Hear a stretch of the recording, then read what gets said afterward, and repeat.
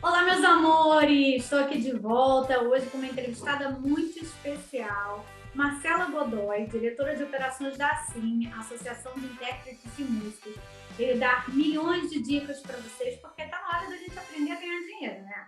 Porque a gente coloca tanto trabalho bonito nas plataformas musicais, a gente faz show, lança música na internet, e aí a gente não sabe como ganhar dinheiro. Então, se você é músico, se você é cantor, se você é compositor, você vai amar essa entrevista.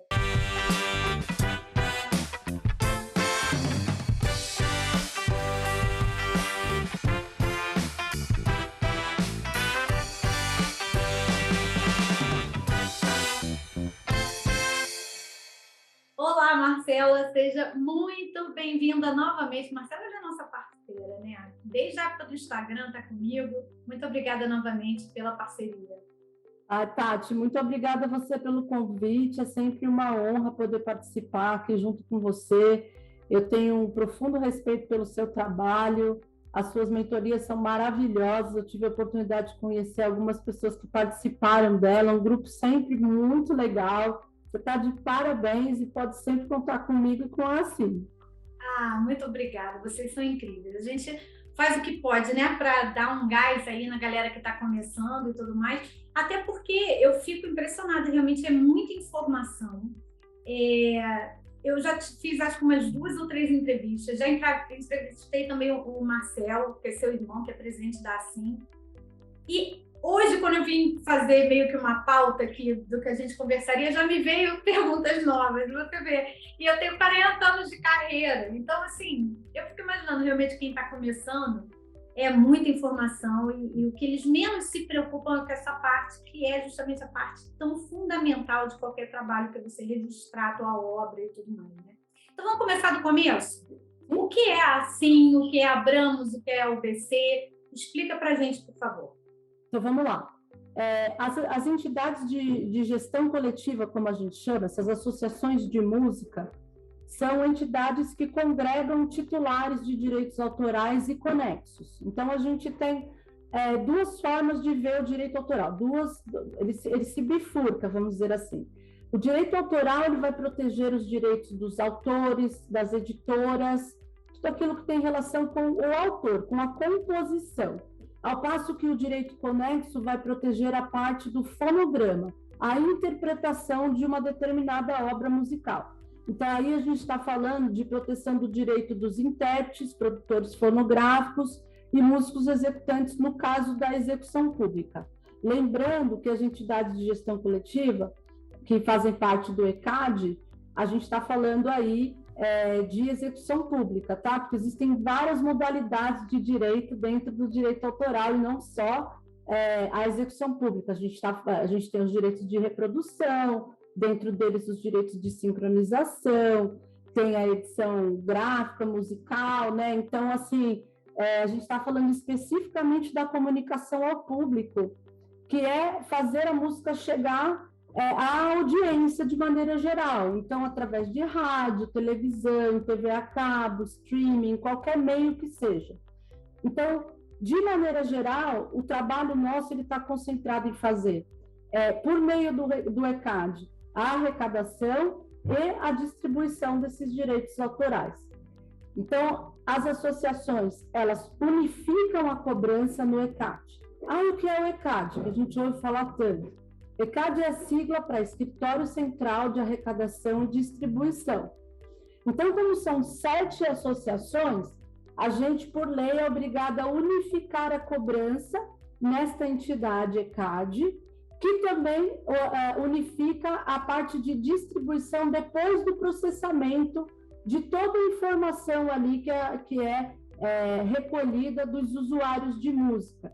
Aí o ECAD, então, arrecada os valores, identifica lá dentro, processa essa distribuição, como a gente chama esse pagamento, e distribui para 7 entidades, que, por sua vez, repassa aos titulares do direito. Então, isso é o cenário, vamos dizer assim, bem simplificado e de uma forma bem macro. Individualmente, cada uma dessas associações vai ser responsável, entre outras coisas, pela manutenção do banco de dados das obras e titulares, obras e fonogramas que são dos seus membros.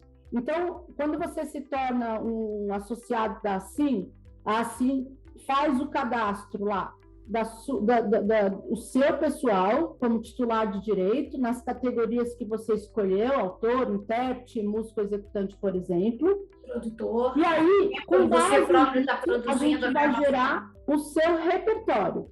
Quando a gente vai falar de titulares de direitos autorais e conexos, a gente está falando na ponta dos direitos autorais, de maneira geral, os autores, as editoras, e aí entram as subcategorias, né, subeditor, versionista, adaptador, etc.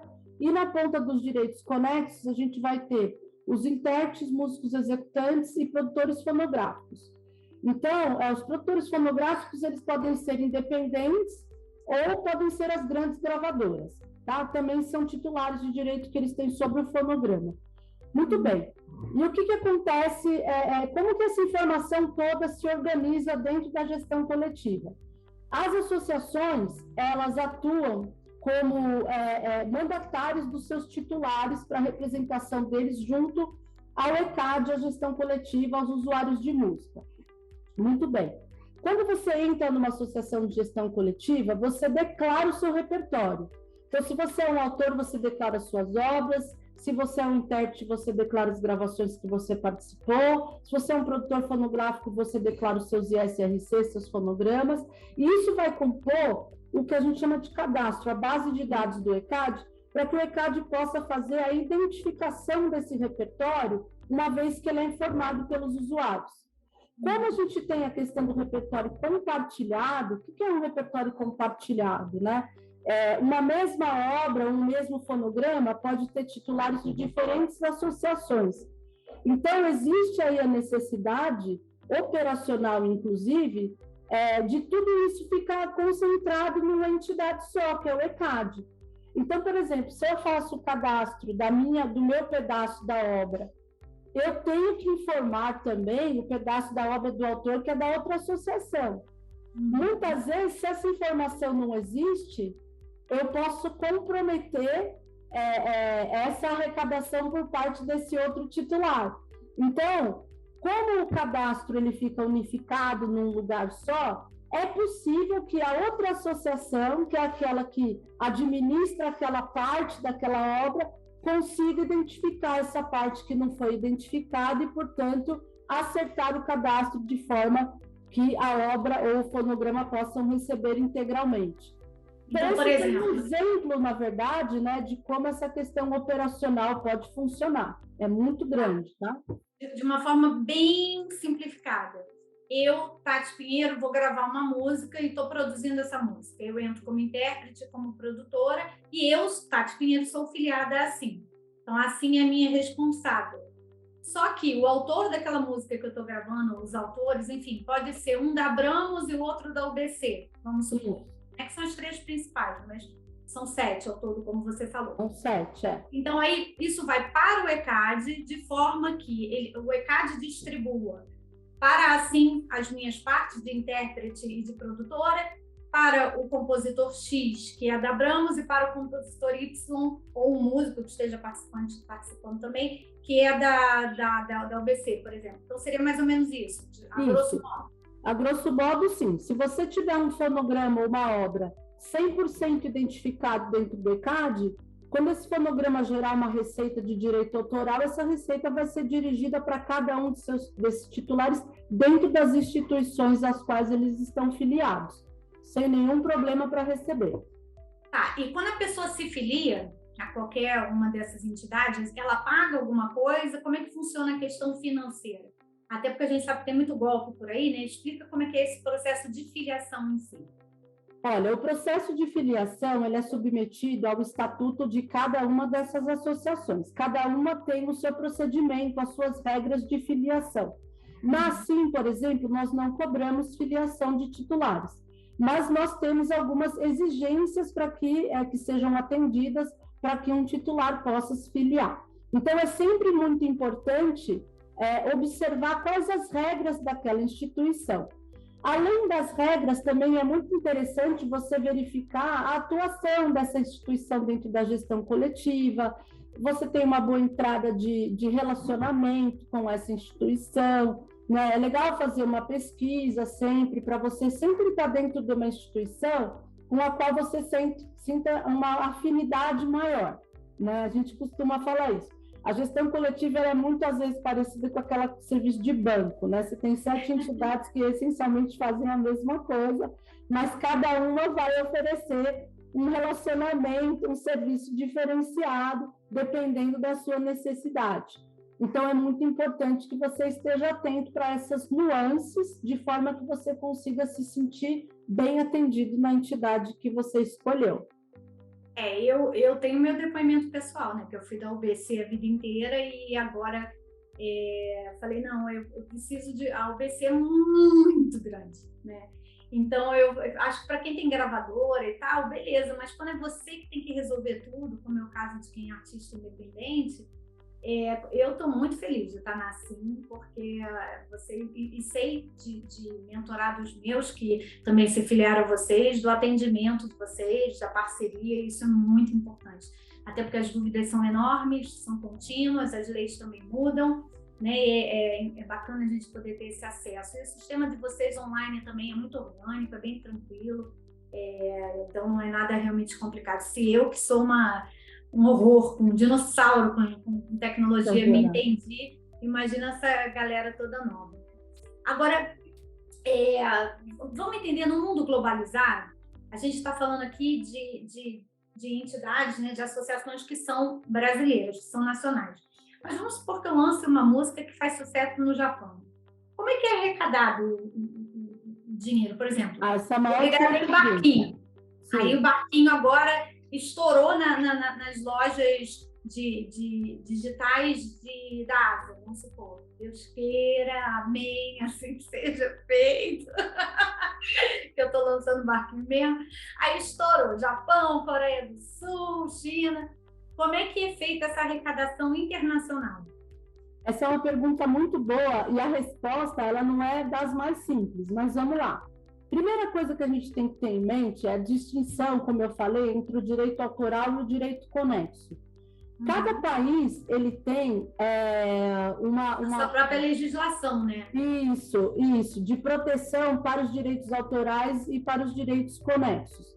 Nem todos estão ainda arrecadando os direitos conexos da mesma forma com a qual eles arrecadam os direitos autorais, que é uma modalidade de direito, vamos dizer assim, muito mais antiga, ela tem mais tradição. É mais respeitada. A palavra, levada mais a sério. Não é que ela é levada mais a sério, ela na verdade existe há mais tempo, é uma luta que ela tem mais idade, e essa diferença de maturidade dentro de cada um desses países, ela conta muito, inclusive para que os próprios usuários nesses países reconheçam a necessidade, a obrigatoriedade de você arrecadar direitos sobre o uso de um fonograma, que é o caso dos direitos conexos.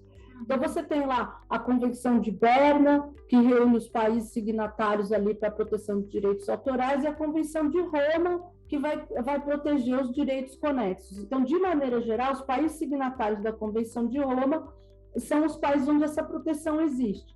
O que não necessariamente significa que ela esteja num nível, por exemplo, como o do Brasil. O Brasil é importante colocar, dentro desse contexto internacional, como você bem colocou, é um dos países mais avançados. Eu arriscaria dizer que ele é o mais avançado. Inclusive pelas nossas características, porque como a gente tem 7 associações administrando autoral e conexo, nenhum outro país no mundo tem essa vivência, essa experiência, e um sistema de informação tão robusto e tão avançado quanto o nosso na condução dessa administração. Muito bem. Do ponto de vista tanto do autoral quanto do conexo, para que eu possa arrecadar os direitos de um titular meu fora, eu preciso ter com esse país um contrato de representação. Então, eu vou dar um exemplo prático. A gente arrecada em Portugal, assim tem contrato com, por exemplo, a SPA, que é a Sociedade Portuguesa de Autores, Então, a SPA arrecada os direitos autorais dos autores brasileiros. A gente tem muita coisa em audiovisual, muita novela, né? Passando na Globo, por exemplo, que passa lá na SIC, em Portugal, e que a gente recebe da mesma forma, sem nenhum problema. Nos Estados Unidos, por exemplo, você tem a Sound Exchange, para dar um exemplo de conexo, que é uma associação que administra direitos conexos. Óbvio que cada país tem as suas próprias regras, e isso é muito importante de se saber. No caso, por exemplo, da Sound Exchange, os direitos conexos vão estar limitados ao uso em plataformas de serviços digitais. Não vai, por exemplo, pagar conexo de televisão, não existe isso. Isso só existe no Brasil, inclusive, né? Então, não pode haver uma expectativa de receber um direito lá igual ao que você recebe aqui. Às vezes, porque nem a legislação do outro país permite que essa arrecadação aconteça. Então, quando a gente vai fazer a arrecadação internacional, é preciso levar em conta essas questões locais, né? Vai prevalecer sobre aquela arrecadação a legislação local. Bom, isso de um lado. Tem também as questões do tempo.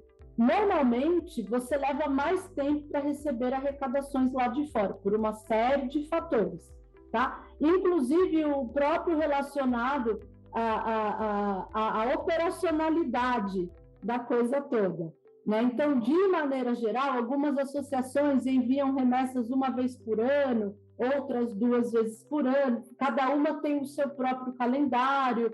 Então, a gente faz as cobranças, mas a gente é submetido a esses calendários internacionais também. E aí, para o final, tem uma última coisa que se conecta com o que você colocou especificamente, que é no caso da interpretação, né? Lá fora, as instituições de administração de conexo não estão ainda tão, vamos dizer assim, no mesmo pé em que estão as dos direitos autorais. E aquelas que estão, não necessariamente a gente está falando de execução pública, porque a execução pública, em vários países, especialmente para os direitos relativos a serviços digitais, que é a distribuição em plataforma, eles já são recolhidos, as gravadoras grandes entendem que esses direitos já estão incluídos nos direitos arrecadados ali nos global deals, como eles chamam. Tanto que no Brasil a gente não consegue arrecadar conexo de streaming, por exemplo. A gente não consegue, nenhum streaming de música paga direito conexo no Brasil. Se a sua música tocar no Spotify, quem vai receber é o autor. O intérprete, o produtor fonográfico não recebe. Olha, eu não sabia disso, tá vendo? Ele vai receber só a parte de reprodução direto da plataforma. E a plataforma vai pagar para a agregadora, que vai pagar para o produtor fonográfico, que internamente vai ter que fazer o seu próprio plano de distribuição para remunerar os intérpretes e, eventualmente, os músicos, se houver ali um contrato para isso também. Então, é uma relação, Tati, bem complexa, né? E complicada. Mas, grosso modo, falar assim, mas eu consigo receber por uma execução lá fora? Consegue. Se você for autor, é mais fácil, por todas essas questões que eu trouxe agora, né? E se você for intérprete, e aí você vai estar submetido às regras da plataforma que vai pagar via agregadora para você receber. Então, mais uma vez, é importante a confiança, né? É afiliado ou filiado que você fala? Filiado. Desse filiado com a associação, porque realmente é impossível a gente ter esse controle, né? Tem que confiar que vocês estão fazendo bem a parte de vocês, por sua vez, têm que confiar no ECAD, então é uma relação de confiança aí para que a coisa funcione, né?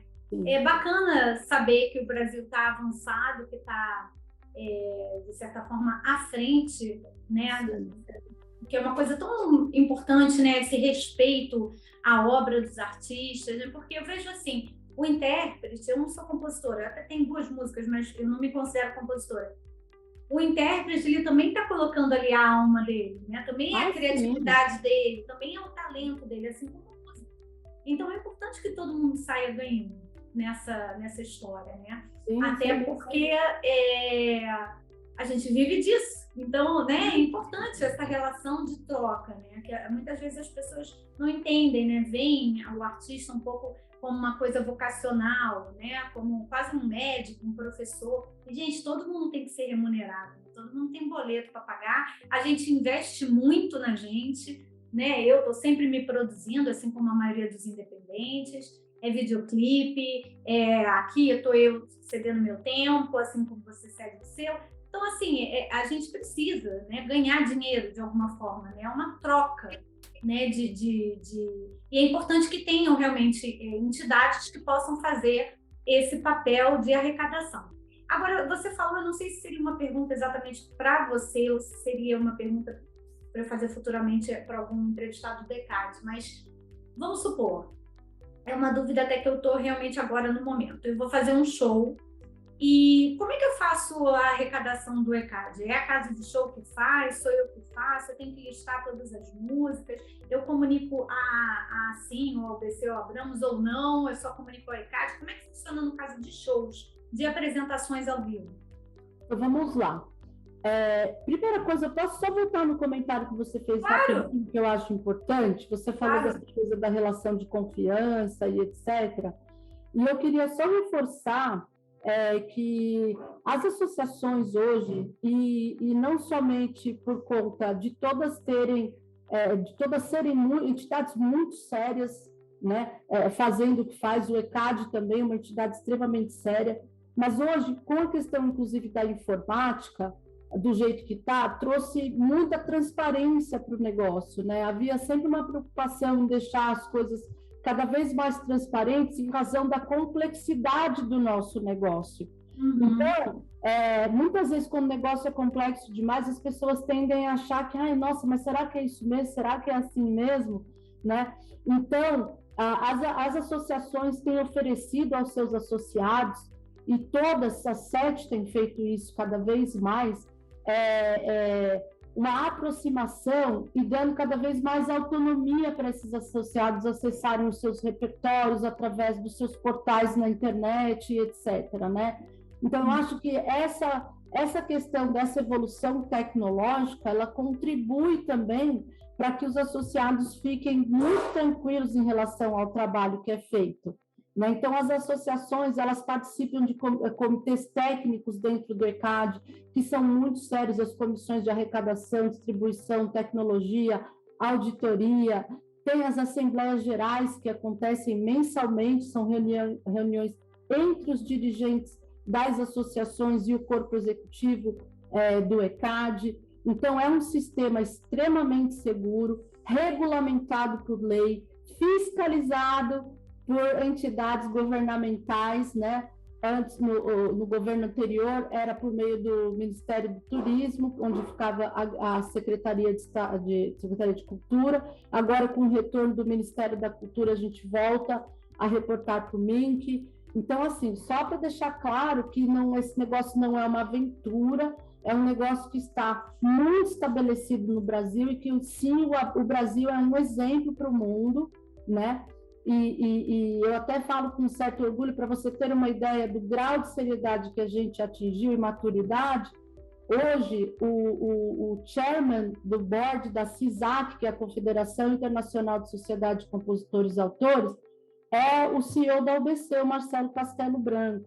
Então, assim, nós temos já no segundo mandato, então é a primeira vez que um dirigente de uma entidade latino-americana não só é reconduzido na posição de presidente do board da CISAC. Então, eu acho que isso... E o Roberto Melo, na Abramos, também tem uma posição de destaque dentro da SCAPRE, que é a CISAC do Conexo, né? Então, assim, é muito legal a gente ver os executivos brasileiros aí à frente de entidades como essa, dessa envergadura lá fora. Então, isso é uma coisa. Agora, vamos falar do show. O show é o seguinte, a obrigação de pagar sempre é do usuário, né? Acontece que no Brasil, a gente tem, no caso do show, uma certa confusão em relação a essa obrigação de quem é, por uma questão de que a verdade é que nem todo mundo quer pagar direito autoral. Então, eu vou te dar um exemplo. Shows no Sesc, né? O Sesc é, assim, o espaço ainda, eu diria que o último espaço de sobrevivência para apresentações ao vivo para música independente no Brasil, né? Você quer ser um autor independente, ali no Sesc você vai encontrar o seu espaço para poder mostrar sua música. Só que o que acontece? O Sesc, ele não se vê como um usuário que tem que pagar o direito autoral. Então, ele exige que faça a liberação do repertório, né?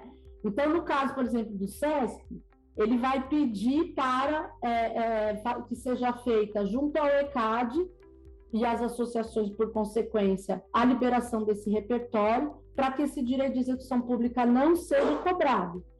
Se for cobrado, ele é descontado do artista. Então, o boleto é gerado, na hora deles pagarem o artista, eles descontam o valor que vai para o ECAD do artista. É correto fazer isso? Não, não é correto. Mas isso acabou se tornando uma cultura, né? Então, assim, o caso do Sesc por exemplo, um tipo de caso. Pode falar. Só fazendo um parênteses aí. Aí, nesse caso especificamente, o que o artista pode fazer é já contabilizar isso no valor do cachê, né? Se ele sabe que ele vai pagar, ele já pode imaginar ali qual o custo. Essa conta é feita de que forma, Marcelo? Pode, Tati. Mas eu vou te falar, a experiência nos ensinou que nem todos os artistas estão dispostos a incluir no seu custo operacional, vamos dizer assim, né, no seu custo de produção, o valor do direito autoral. A maioria realmente pede a liberação, até porque muitos desses artistas também são os próprios autores que se apresentam, né?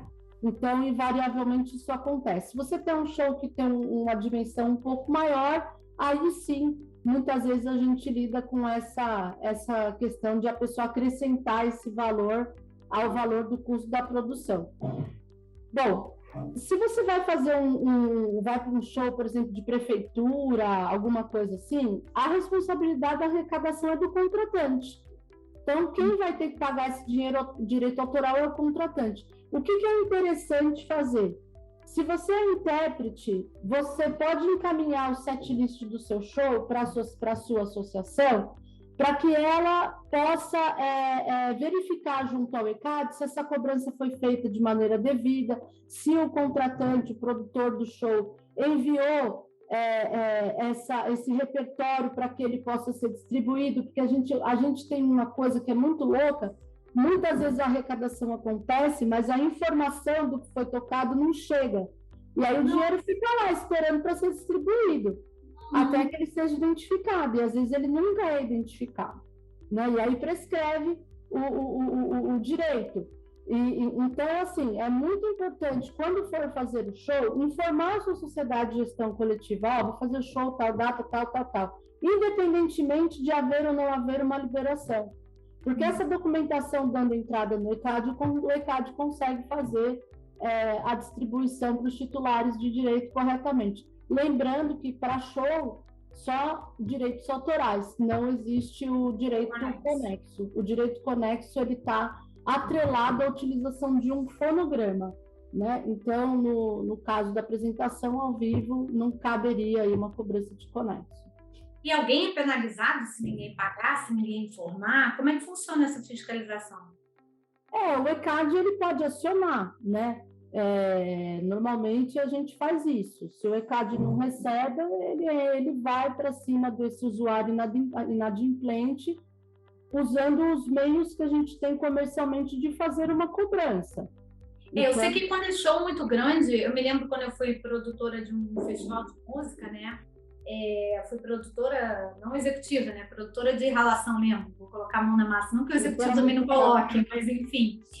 E eu me lembro que eu fiquei responsável, eu era estagiária na época, e eu fiquei responsável pelo Morro da Urca, no Rio de Janeiro, um festival grande, enfim, chamava atenção e tudo mais, e eles tinham pago, eu não me lembro o processo, por isso que eu estou te perguntando, e também isso tem, sei lá, eu era estagiária, isso deve ter no barato aí 20 anos. Mas, e aí o que aconteceu? Eu tinha que mostrar para eles a guia paga, não era internet, não existia nada disso, né? eu tinha que mostrar para eles a guia paga das músicas e tal que a gente ia estar usando e tudo mais. Eu me lembro que o cara foi até muito simpático, o fiscal do ECAD e tudo mais, e a gente estava lá embaixo, né? Para quem não conhece o Morro da Urca, no bondinho do Rio de Janeiro, né? Então, eu ficava lá embaixo, ele nem chegava a subir nem nada, eu mostrei a guia de recolhimento para ele e ele liberou a gente. Então, quer dizer, se a gente não tivesse pago, não tivesse com a guia ali, provavelmente ele ia dar algum tipo de, né, de multa e tal. Mas era um evento grande, num lugar super conhecido. Eu imagino que não tenha recursos humanos suficientes para fiscalizar tudo que é barzinho, tudo que é restaurante. Não tem como, né? Só realmente evento grande ou casa de show grande, né? Então, aí a gente tem duas diferenças quando a gente fala em show, apresentação musical ao vivo, né? Existe dentro do ECAD uma rubrica, para quem não sabe, rubrica é o segmento de distribuição. Por exemplo, a rubrica de TV aberta. Então, você tem a TV Globo, a TV Bandeirantes, etc. Okay? Então, dentro desse universo, vamos dizer assim, das apresentações, você tem o que a gente chama de música ao vivo. A música ao vivo é diferente de show. Então, a música ao vivo, por exemplo, ela vai entrar naquele contexto desse bar que oferece música ao vivo 3, 4 vezes por semana. Então, ele é uma modalidade de apresentação ao vivo que ela não vai ter as mesmas características de arrecadação e distribuição de um show. Por que eu estou colocando isso? Porque para esse tipo de fiscalização, então você tem uma fiscalização dirigida, então um operador de gravação, como é chamado, ele vai ser dirigido a um determinado local, onde essa música acontece X vezes por semana, e aí ele vai gravar aquele repertório nessas casas que elas são sorteadas, né? Porque também não dá para você ter em todas, justamente por essa quantidade que você tem. E aí depois essa informação vai para dentro do ECAD para ele fazer a depuração e a eventual distribuição.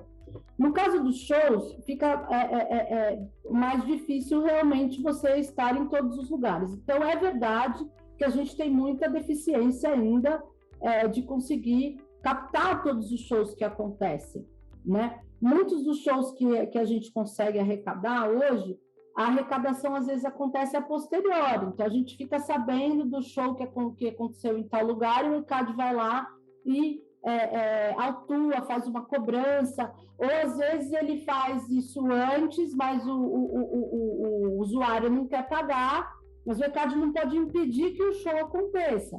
Então, tendo acontecido, houve a execução pública, não foi pago, então isso constitui uma infração da lei, né? E aí o ECAD vai tomar as medidas cabíveis para que essa receita seja devidamente paga. Agora, pode levar muito tempo, a gente litigou por muitos anos com várias prefeituras no Brasil que faziam festivais todo ano e nunca pagaram direito autoral. Né? A gente, infelizmente, tem uma cultura de pagamento de direito autoral muito deficiente, muito aquém daquilo que deveria ser um pensamento natural de quem usa a música. Né? Eu sempre brinco, eu falo, poxa, então você vai oferecer Coca-Cola no seu bar e você paga a distribuidora da Coca-Cola pela Coca-Cola que você está vendendo, e por que você não vai pagar pela música? É um produto como qualquer outro, né? Você, no começo da conversa, colocou, a gente tem os boletos para pagar e etc. O direito autoral não é um cachê, entendeu? O direito autoral não é um favor que é feito. O direito autoral é uma receita devida. Como qualquer coisa que você compra, você tem que mostrar que você comprou para você poder pegar aquilo, usar aquilo, né? Você não está usando, você não está adquirindo algo que é seu. Né? Então, assim, você está usando algo que é de um terceiro. Então, para a gente ainda é muito curioso, né, que o Brasil, embora tenha um sistema de gestão coletiva tão avançado, na contrapartida tem ainda os usuários com tanta dificuldade de entender que o direito autoral é devido e que eles têm que pagar e pronto. Né? E é tão pouco, se você for ver no somatório geral, né? É realmente uma questão de cultura. Né, de prática mesmo de mercado. Agora, eu queria voltar lá atrás um pouquinho na coisa dos streamings e tudo mais, porque, novamente, eu percebo que a tecnologia foi, assim, a galope à frente da lei, né? A lei, ela vai sempre... O que a tecnologia traz de novidade, a lei tenta acompanhar, e de uma forma muito lenta. Então, a sensação que eu tenho é sempre que a tecnologia está disparada lá na frente. Porque quando a lei finalmente entende o que a tecnologia trouxe de novidade e se adequa, a tecnologia já está avançada de novo. Então, eu tenho sempre essa sensação.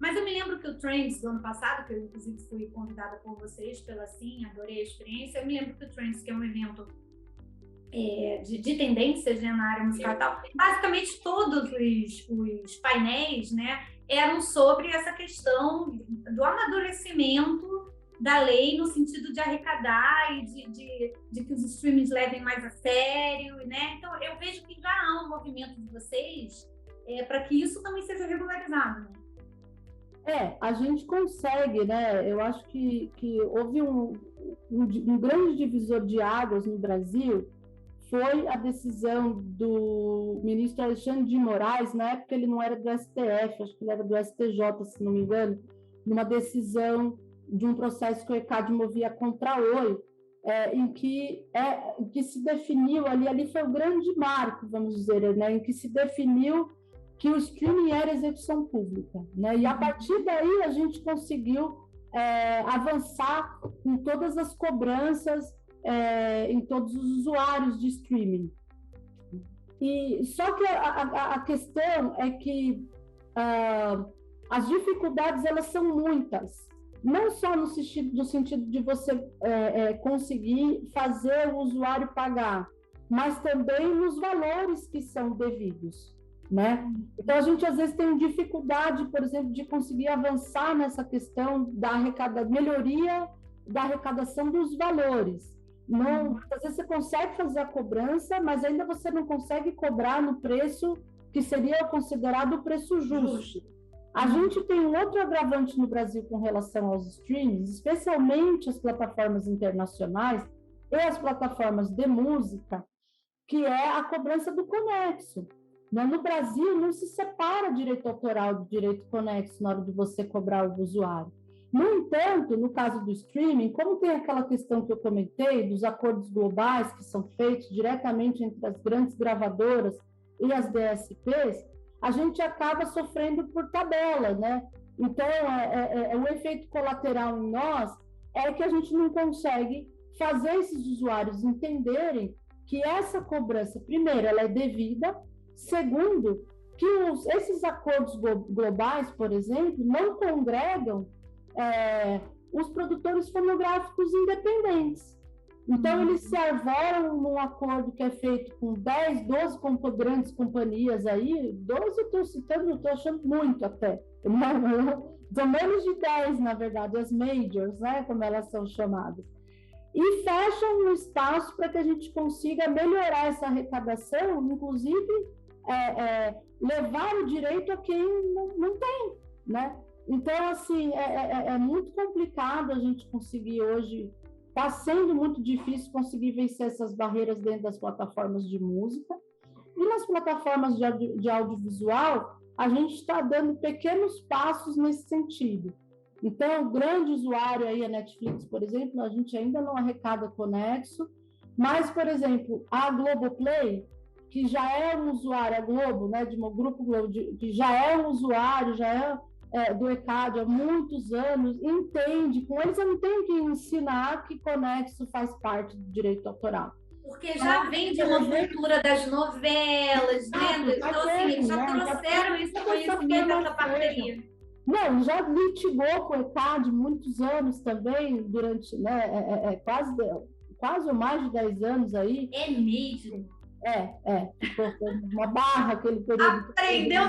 Aprendeu pela dor, então. A gente sofreu bastante naquela época também, viu? Mas, assim, então, nesse caso, por exemplo, no acordo deles, o conexo está incluído, não tivemos nenhuma dificuldade, né? Então, existem, cada usuário, ele vai ter, vamos dizer assim, a gente vai ter uma linha negocial diferente para tentar fazer tanto o Conexo entrar, quanto o valor que se entende mais justo por aquelas utilizações também serem cobrados. Você está falando e eu estou imaginando aqui como é que não é a sua rotina de trabalho. Deus do céu! Olha, eu vou te dizer... Vocês não devem parar. Não, a gente tem uma coisa, né, que é importante. Nós temos a parte de arrecadação, ela fica muito concentrada no ECAD. A gente define as regras nas comissões técnicas de arrecadação, na Assembleia Geral, que é quem decide. Então, as comissões técnicas fazem sugestões para o board do ECAD, né, o Conselho de Administração do ECAD, que é formado pelos dirigentes, os CEOs, presidentes das 7 associações, né? Então, mas essa linha de frente, quem faz é a área de arrecadação do ECAD, né? Então, o Marcelo Nascimento, até se um dia você quiser, a gente pode tentar intermediar uma conversa com ele. Que ótimo! Ele é um cara assim, maravilhoso, e ele é ouro para nós, assim, na gestão, né? Ele está há alguns anos já à frente da gerência executiva de arrecadação do ECAD, tem feito um grande trabalho, né? E aí também enaltecer o trabalho da superintendente executiva do ECAD, a Isabel Shelley, também uma profissional incrível. Então, eles conjuntamente têm conduzido de uma forma muito legal essa parte de arrecadação. E, então, esse chapéu é para eles que você tem que tirar, na verdade. A gente dá trabalho para eles, viu, Tati? A verdade é essa, a gente dá as missões, eles têm que entregar. Então, assim, nesse ponto, a área de arrecadação do ECAD merece toda a nossa consideração e nosso respeito. Sensacional. Eu percebia, quando eu estive com vocês, que tinha um coleguismo, né? Me pareceu real, não me pareceu entre as associações, entre o ECAD e vocês. Eu percebi, assim, nos bastidores um coleguismo mesmo, acho que a palavra é essa. Achei bem interessante que vocês não se veem como concorrentes, né? Vocês se veem como parceiros. Eu acho que a guerra que vocês travam, né? A luta que vocês travam é tão maior que se vocês se desunirem, o negócio não anda. Então, eu acho que inconscientemente vocês percebem que precisam estar unidos para que o negócio funcione, né? Eu sinto um pouco isso. Olha, isso que você colocou é muito interessante e é muito importante. Por mais que nós tenhamos na nossa natureza uma questão concorrencial forte, porque é óbvio que existe, sim, a necessidade dos quadros associativos terem titulares para que as associações possam existir, subsistir, etc., né? Eu diria até que, em alguns casos, a gente avança do coleguismo para a amizade mesmo, tá? Eu tenho amigos pessoais, assim, pessoas que têm a minha mais profunda admiração, carinho e respeito, ocupando posições em outras associações, e de forma alguma as nossas relações concorrenciais a gente deixa elas se sobreporem ao respeito, à parceria e ao coleguismo que a gente precisa ter para fazer com que a gestão coletiva seja vista como uma coisa só. Não é saudável para o sistema de gestão coletiva uma animosidade entre as instituições que fazem parte dele. É natural que existam divergências, óbvio. Muitas vezes eu quero uma coisa que o outro não vai querer, porque existem muitos interesses envolvidos ali. Isso não significa, no entanto, que essa relação ela inviabilize o próprio sistema de gestão coletiva.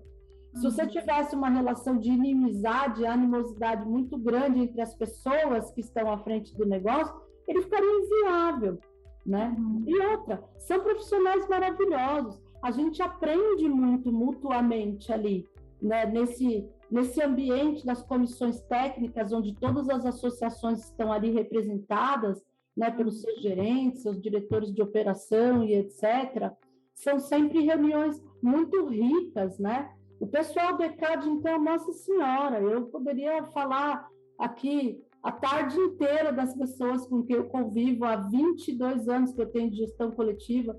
Então, assim, é um negócio que pega no seu DNA, são as mesmas pessoas fazendo essas coisas há muitos anos, então a gente evolui junto com essas pessoas, evolui junto com o negócio, né? Então eu acho que a gente tem muito mais a receber trabalhando juntos do que trabalhando como inimigos. Eu nem gosto dessa palavra, entendeu? Como concorrentes. Não, mas concorrente não é inimigo, esse é o ponto. Exatamente. Por isso que eu falei. Você falou, eu não gosto da palavra. Eu falei, não é inimigo, é concorrente. Sim, eu acho que essa é o melhor. Mas é importantíssimo lembrar que quando a gente senta para tomar as decisões, quando a gente senta para definir regra de negócio, tudo, a gente está olhando para o benefício de todos. A gente não está olhando para o benefício do A, do B e do C. Tá, então vamos só deixar aqui bem claro, assim, explicar. Você falou, e eu acho interessante trazer para o centro aqui da nossa conversa, como que o ECAD sobrevive e como que as associações sobrevivem. Você disse que algumas até cobram para a pessoa entrar, mas com certeza não é isso que as mantém. Como é que funciona isso? O dinheiro roda de que forma aí para que vocês também, como instituições, enquanto instituições, possam existir? Então vamos lá. Dos 100%, vamos falar em termos de números e percentuais. De 100% de um dado valor que é arrecadado pelo ECAD, 85% vai para os titulares de direito e 15% vai para a manutenção do sistema de gestão coletiva. Como esses 15% se organizam? 9% são para a administração e operação do ECAD e 6% vai para a administração e operação das associações. Desses 6%, 1% é dividido de forma igualitária entre as 7 e 5% é dividido de acordo com o share de participação na distribuição de cada uma. Então, as associações que têm mais rentabilidade, titulares com maior rentabilidade dentro do sistema vão receber um percentual maior do que aquelas que têm uma participação menor. Agora, o que é mais interessante é que a parte que é dividida de forma igual é aquela que vai dar a garantia da subsistência operacional, da independência, por exemplo, na questão do próprio voto, né, e etc. Porque se você tivesse tudo só dividido de acordo com a participação de cada um, você cairia naturalmente em alguns problemas de conflito de interesse. Né? Então, na medida em que você tem uma parte sendo igualitária, todos de forma igual, e a outra dentro da sua participação, você equilibra essa relação econômica entre todas elas para que elas possam gerir o negócio da melhor maneira possível, visando o interesse comum. Né? Permitindo que não haja um monopólio, né? Permitindo que haja justamente opção para que os artistas possam estar. Isso é importante, é fundamental essa percepção, porque é justamente a partir dessa visão que a gente consegue garantir a independência das decisões. Né? Então, você não vai ter ali entidades trabalhando olhando em prol só do benefício dos seus titulares, mas a gente consegue garantir o benefício do sistema de gestão coletiva como um todo. E esses percentuais, os 15% e os 85%, são definidos por lei. Né? Então, a lei que regula o direito autoral no Brasil é a Lei 9.610, e dentro da 9.610 tem uma outra lei, a 12.853, que é a lei que vai falar especificamente sobre gestão coletiva. Então, toda a nossa vida hoje, ela está conduzida debaixo dessa lei 12.853, que está vigendo desde 2013. Eu entendo vocês, assim, pelo que você está falando, fica mais claro ainda para mim, eu entendo vocês como sócios, né, da gente. Sim, de uma certa forma. É uma sociedade. Para vocês também interessa arrecadar, porque vocês também precisam disso, dessa subsistência.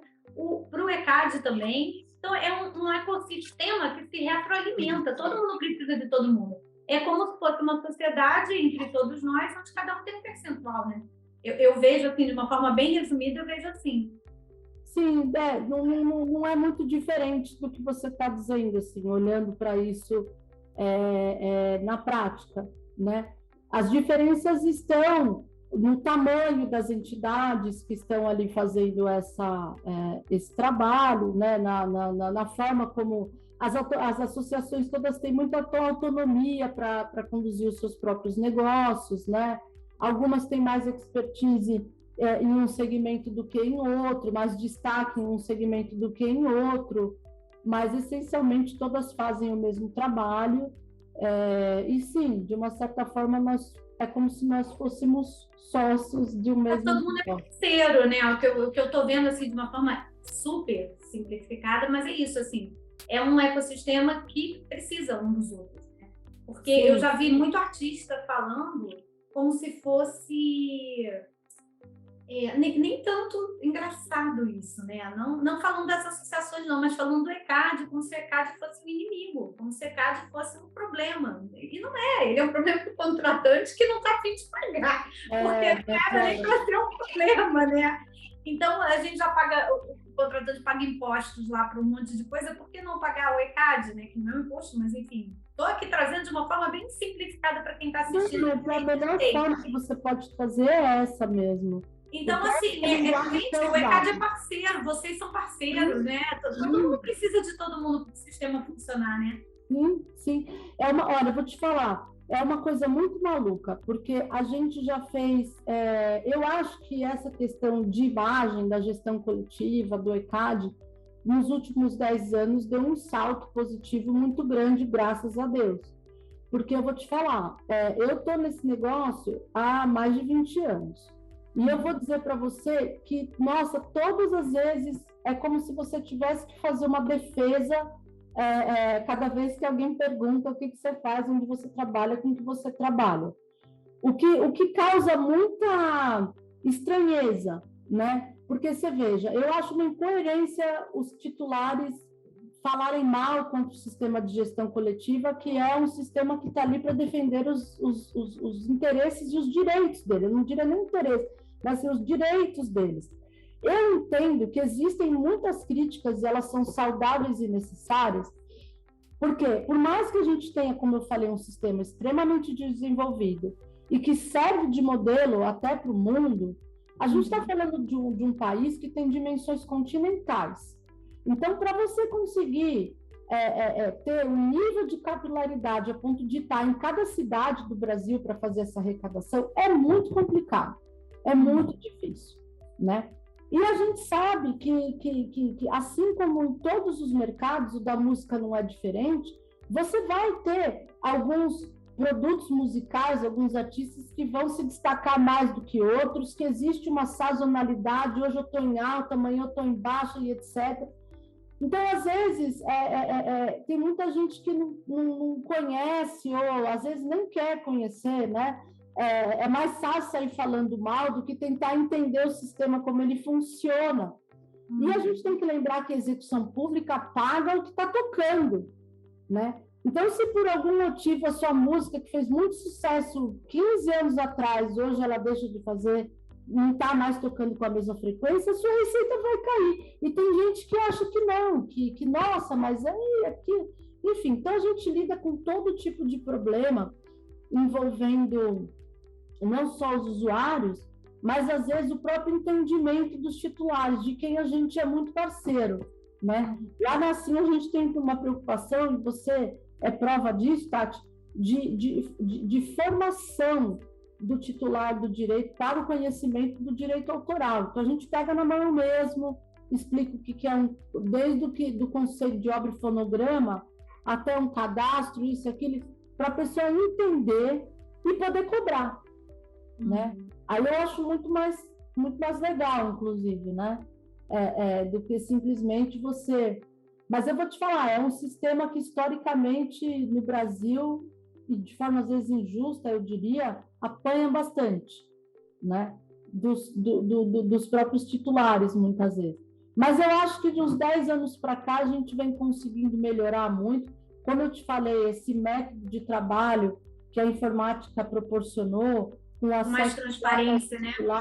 às suas informações, né, de cadastro, financeira e etc. Isso, sem dúvida alguma, é um fator imprescindível para que eles se sintam mais seguros, inclusive, né? Que a gente está gerindo o negócio deles. Então, eu acho, assim, eu recebo até hoje coisa dos abelhudos, coisa de músicas que eu gravei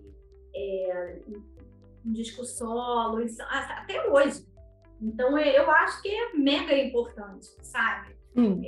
De vez em quando entra lá, porque, né, são trimestrais os envios e tal, e de vez em quando entra um dinheiro assim, sei lá, pingou lá, eu brinco e falo, pingou 100 e poucos reais, vamos comer uma pizza.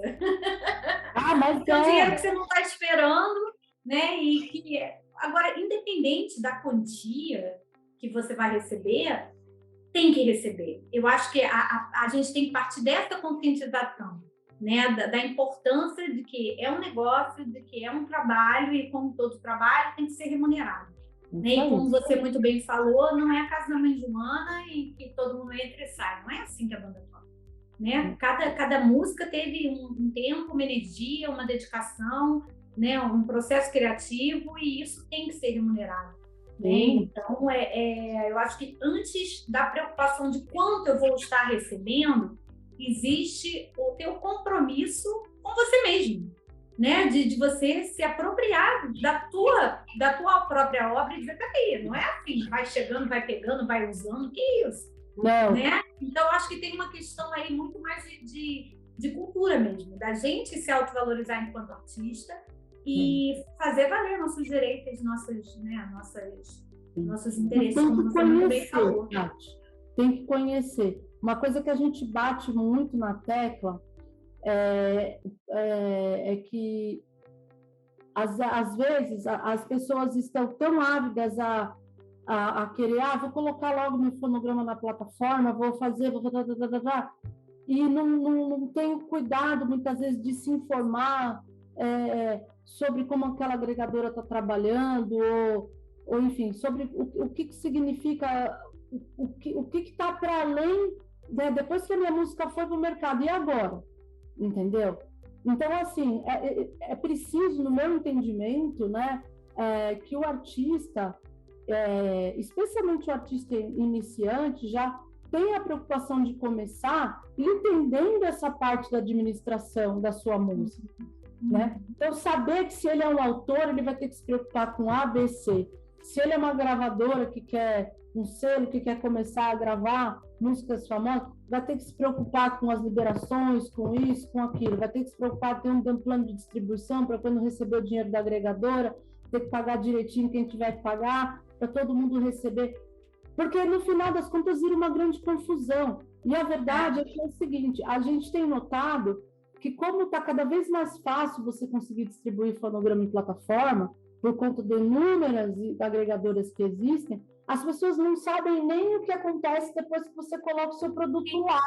É quase como quase como uma vitrine. Você precisa disponibilizar a tua música de alguma forma, e aí você procura uma distribuidora, uma agregadora e coloca lá, mas depois esquece. Esquece, aí você pensa, mas então é isso, eu tive um caso de uma pessoa que falou assim, não, mas o dinheiro que vem, tá pagando o quê para mim? Né? Esse dinheiro é meu. Eu falei, não, mas você tem um contrato com o artista que você gravou, né? Como é que é isso? Não, eu tenho, mas eu nunca paguei. Eu falei, então, mas você tem que pagar. Né? Não, não é o ECAD que paga? Eu falo, não, o ECAD não tem nada a ver com isso. Mas, então, assim, eu entendo que a velocidade é muito grande, é muita coisa. Você falou uma coisa que é real, a gente está sempre correndo atrás da tecnologia de uma certa forma, né? Porque a tecnologia, quem que para esse trem? Entendeu? Esses dias eu peguei meu filho conversando com aquela inteligência artificial aí, né? O chat de GPT, eu quase caí para trás. Menina, aquilo é um absurdo. Eu tô querendo até fazer um vídeo sobre esse chat. Né? Então, assim, esses dias eu estava participando aí de um web seminário com autores do audiovisual que estavam comentando sobre essas dificuldades justamente do corre tecnológico em relação ao trabalho que eles têm que entregar. Então, de repente, eles têm que entregar um produto para um streaming, e porque eles precisam pagar as contas, ganhar o dinheiro, e só depois que o produto foi para frente é que eles entenderam o tipo de contrato que eles assinaram. E agora, o que eu vou fazer? Eu recebi aquele dinheiro, não vou receber mais nada, e a série estourou. Então, assim, são desafios, eu acho. Então, eu acho que o mais importante é isso, você ter a dimensão de onde o seu trabalho pode chegar, né? E de como você faz para se proteger, para quando ele chegar onde você quer que ele chegue, você está completamente confortável e seguro em relação a tudo que envolve os direitos que você tem. Não ser surpreendido por contratos que depois que assinou, não existe desassinar o contrato, né? Então, realmente conhecer os serviços que estão sendo oferecidos por essas plataformas para agregar, né? Então, saber que algumas vinculam a edição da música à distribuição do fonograma, e depois você fala, poxa, mas eu nunca editei essa obra. Editou sim, porque nessa agregadora aqui existe um contrato de edição amarrado no contrato de distribuição da gravação. Então, assim, ficar sempre de olho, ter uma boa relação com a sociedade de gestão coletiva que você está afiliado é fundamental, porque é onde você vai fazer as perguntas, o pessoal vai te dizer, olha, faz isso, não faz aquilo. Aqui na CIE a gente tem o maior prazer em dar essa ajuda para os titulares, porque a gente sabe que não é fácil, né? É muito dinâmico o negócio, né? Então, a velocidade de transformação desse momento que a gente está vivendo é uma loucura, né? Você ficar antenado com tudo realmente é complicado. É monstruoso, sim, é um tsunami de informações, né? Quando a gente acha que finalmente entendeu, tem alguma novidade, né? E essa questão realmente das distribuidoras, das agregadoras, é muito difícil, porque você não tem nenhum contrato, a não ser quando você tem uma gravadora intermediando. Eu tive uma especificamente, não vou falar o nome para não ser ética, mas não me pediu nem o ISRC da música. E eu realmente não sabia, eu estava entrando nesse mercado digital. E depois teve uma outra situação que o produtor não me colocou como intérprete. E aí eu falei assim, mas eu devo receber alguma coisa como intérprete, né? Assim, não é possível que não tenha uma ficha técnica onde coloca o intérprete. E ele, da nova geração, ele falou, não tem. Eu falei, não, isso não faz sentido. Aí ele ainda jogou minha velhice na minha cara, tipo assim, não, na sua época era assim, hoje em dia não é mais. Eu falei, não, continua não fazendo sentido. Não faz. O intérprete não tem direito a nada, né? E aí eu fui buscar informação, enfim. Então foi maravilhoso. Que eu sou curiosa por natureza, eu acho gostoso também aprender, né? Agora, também tem um limite que eu me imponho. Eu acho que, graças a Deus, tenho vocês, confio em vocês, não sou advogada, não gosto disso. Então, também tem um limite que eu entrego e confio, né? Porque senão a gente também não tem tempo para a nossa prática criativa. Então, né, cada um no seu quadrado. O artista tem que produzir, vocês cuidam da nossa obra e por aí vai. Agora, eu queria fechar nosso papo hoje te perguntando sobre buyout. Explica para a gente o que é o buyout. Eu acho que tem muito a ver com tudo isso que a gente falou. Tem. O buyout, ele é uma prática de cessão de direitos, mas ela é uma cessão de direitos para todos os direitos. Então, eu vou dar um exemplo bem prático, tá? Que a gente vê em streaming de televisão. O streaming contrata um determinado produto, vamos dizer assim, uma série, e aí eu vou pegar a parte de música, tá? Porque o buyout, na verdade, ele vai afetar todos os titulares envolvidos na criação daquele produto audiovisual. Então, ele vai impactar também os diretores, os roteiristas e etc. Mas eu vou pegar aqui o nosso foco, que é a música, a trilha, né? A trilha sonora. Então, o que acontece normalmente quando você vai fazer o buyout? Que é essa cessão de direitos total. Ao assinar esse modelo de contrato, concordar com esse modelo de negócio, você está, essencialmente, recebendo um valor pela contratação ali, que você vai receber para fazer aquela prestação de serviços determinada. Então, vou falar qualquer número aqui. Digamos que seja oferecido para fazer a trilha sonora daquele determinado filme, R$100 mil, ok? Você vai receber aqueles R$100 mil Só que é só o que você vai receber. Depois que você recebeu os R$100.000, você vai ceder todos os direitos relativos a qualquer tipo de arrecadação que esse produto, no caso do exemplo audiovisual, venha a ter para sempre, para este cessionário. E esse cessionário quem é? Cessionário pode ser o produtor que te contratou, pode ser a plataforma que contratou o produtor. Normalmente, a gente olha para uma relação em cadeia, vamos dizer assim, né? Então, eu vou usar o nome só de maneira ilustrativa, tá? Então, vamos dizer, Netflix contrata o meu estúdio, o estúdio da Marcela Godoy, para fazer a trilha sonora de uma determinada série. Então, quando ela faz essa contratação comigo, o contrato dela comigo já é um contrato de buyout. Então, quando ela me contrata para produzir esse audiovisual, que vai conter ali o roteiro, a direção, a produção do audiovisual e a produção musical inserida nesse contexto, ela já nasce cedida, entendeu? Ela já nasce cedida. E eu vou ter que contratar outras pessoas para poder fazer esse trabalho, né? E essas pessoas que eu vou contratar dentro deste mesmo modelo. Também o contrato vai ser um contrato de prestação de serviço com cessão de direitos, né? Então, é um trabalho que ele já nasce, no seu nascedouro, ele já nasce sem que você consiga reclamar qualquer tipo de direito posteriormente. Você fala, por que existe, por que é feito dessa forma? Isso vem a partir da prática que existe nos Estados Unidos. Nos Estados Unidos, ele tem uma lei de direito autoral diferente da nossa, e a lei americana, que é o Copyright Act, ele tem lá dentro de um dos seus artigos, o chamado Work for Hire, né? que é o que vai dar condições para o cessionário desses direitos ali nos Estados Unidos.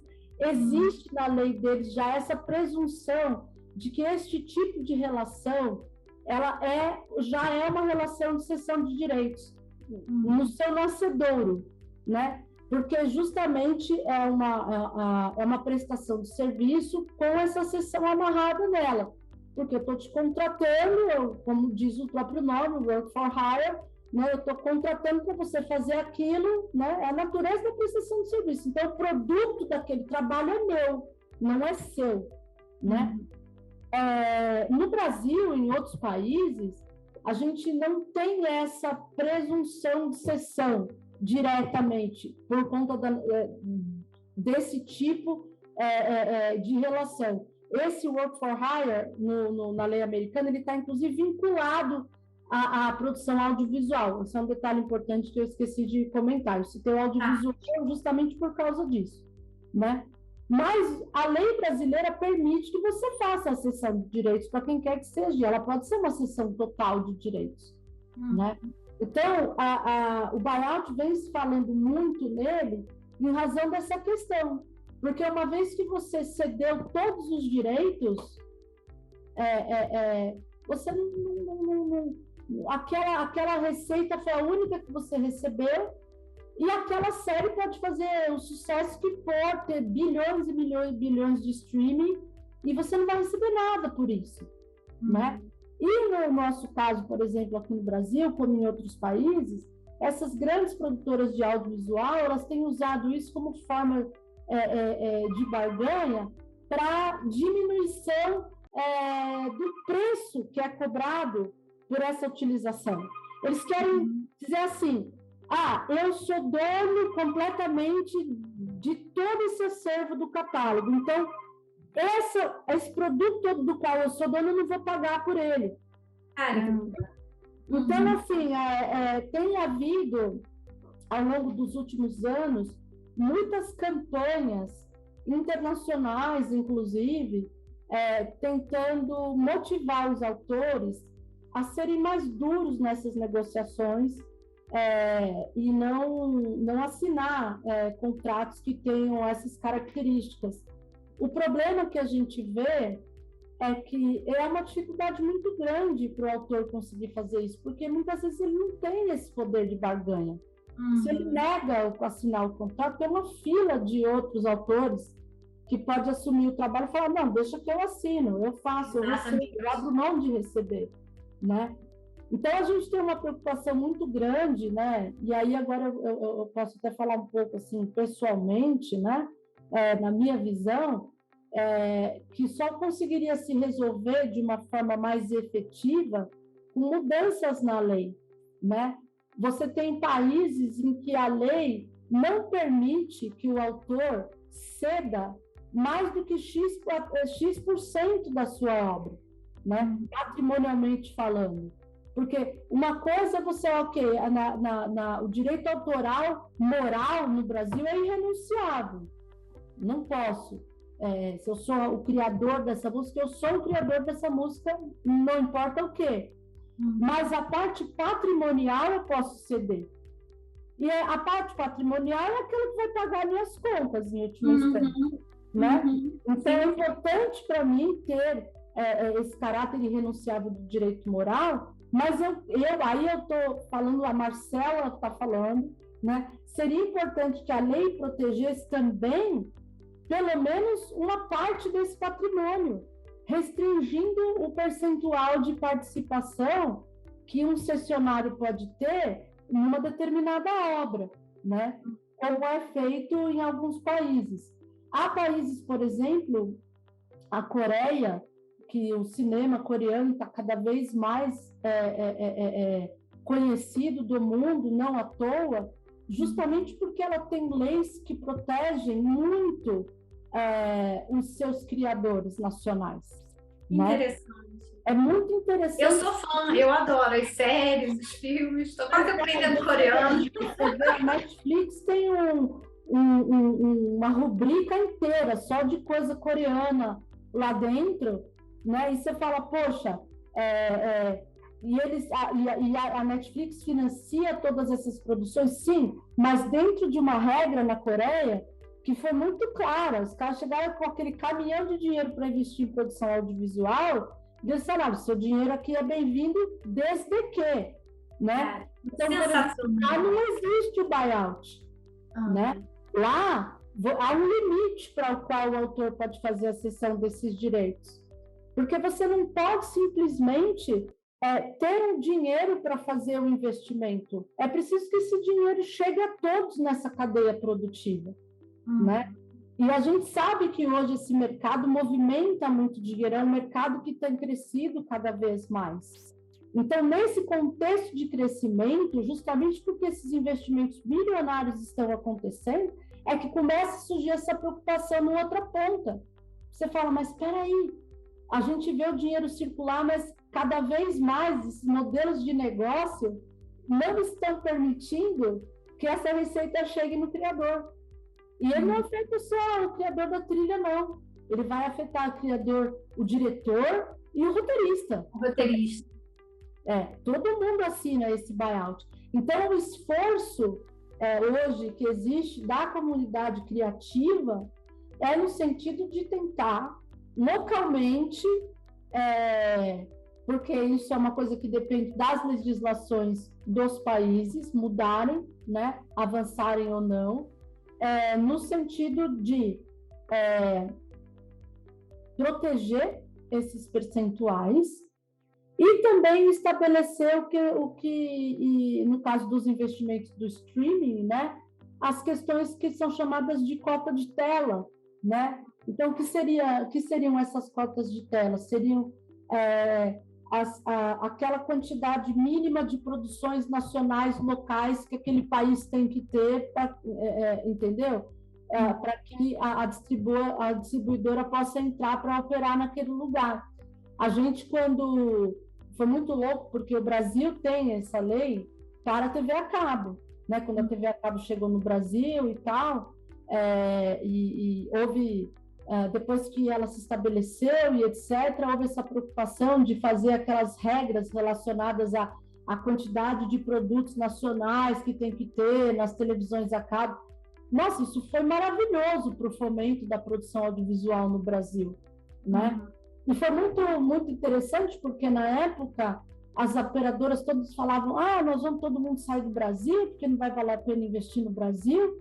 E aconteceu justamente o contrário. Houve um enorme boom, as produtoras brasileiras se juntaram muitas vezes em projetos binacionais, né? Então, você pega a animação brasileira, deu um salto quântico com aquilo, né? Vários desenhos brasileiros super legais foram feitos em parceria com países com tradição de animação como o Canadá, maravilhoso, produzindo para Discovery Kids e outros canais a cabo aí, ou seja, foi uma coisa riquíssima, deu super certo, tá todo mundo feliz trabalhando até hoje. Então, esse medo, de novo, essa sombra, né?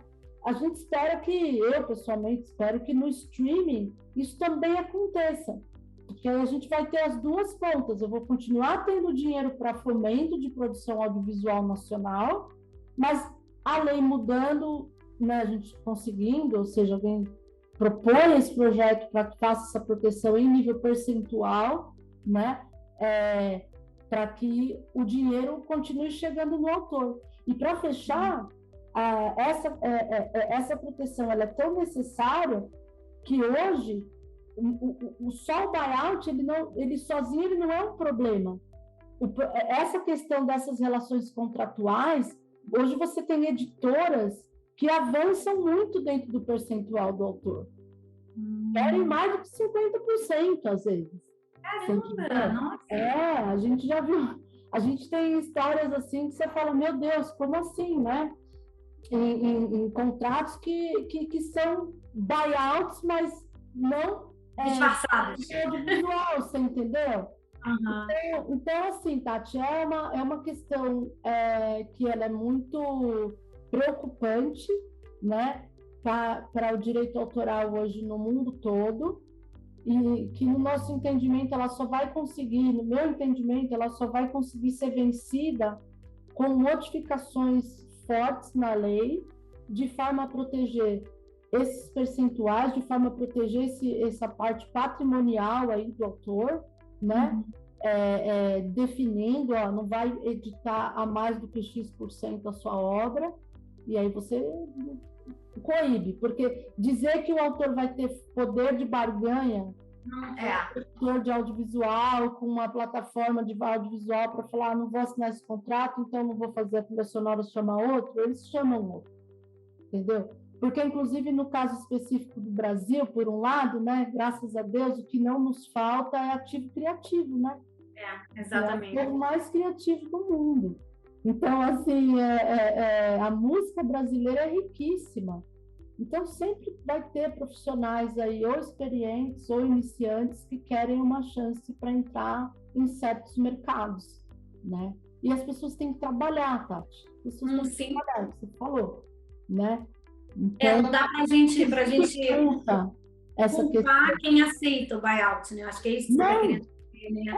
É um sistema que, assim, se você não topar, você simplesmente não trabalha. Então, não trabalha, é isso que eu estou falando, exatamente. A mudança tem que vir para coibir essa prática. Que coíba essa prática, esse modelo de negócio, eu acho muito difícil a gente conseguir trabalhar de outra forma. Isso tem que ser um movimento de fora para dentro, aí eu não vejo outra maneira a não ser envolvendo o Estado mesmo.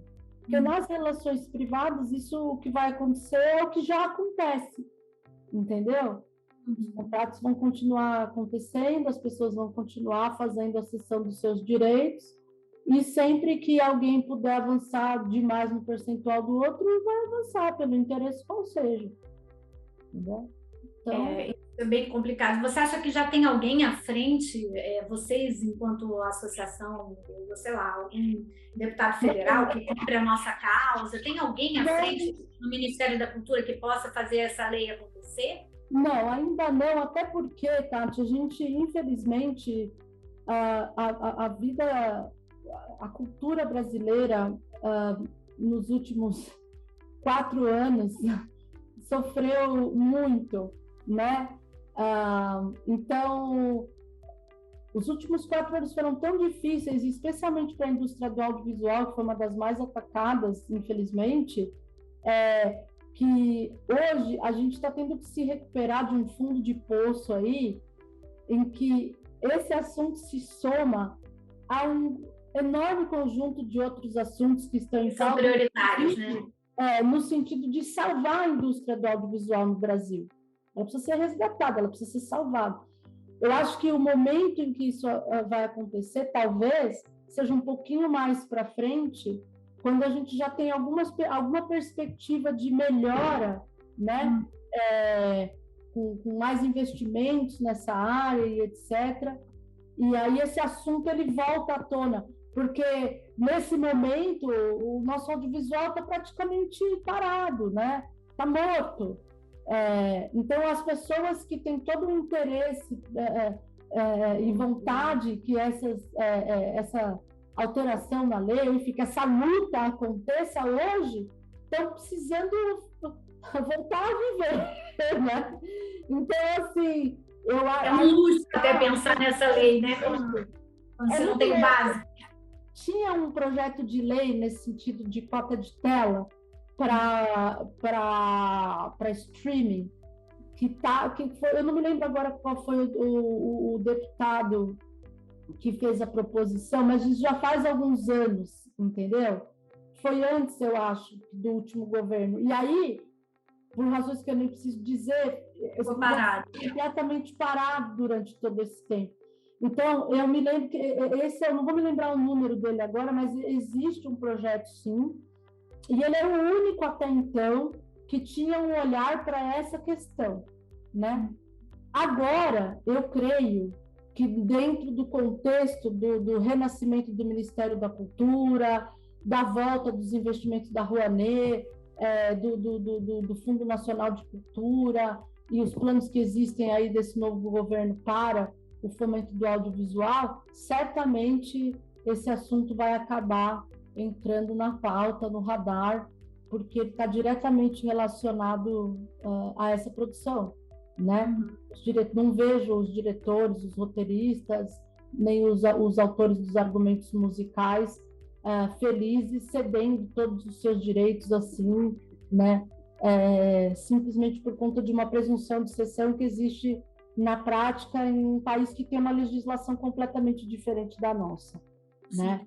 Então, eu torço para que a gente tome esse assunto e assim que ele vier à tona, eu pessoalmente vou querer me envolver nessa luta, porque é algo que eu acredito com todo o meu coração, inclusive. Não, e aí avisa, aciona aqui, que é para a gente também divulgar, correr atrás, aí vai ser abaixo-assinado. Exatamente, vai ser aquele babado total, assim, pode me aguardar. Com certeza.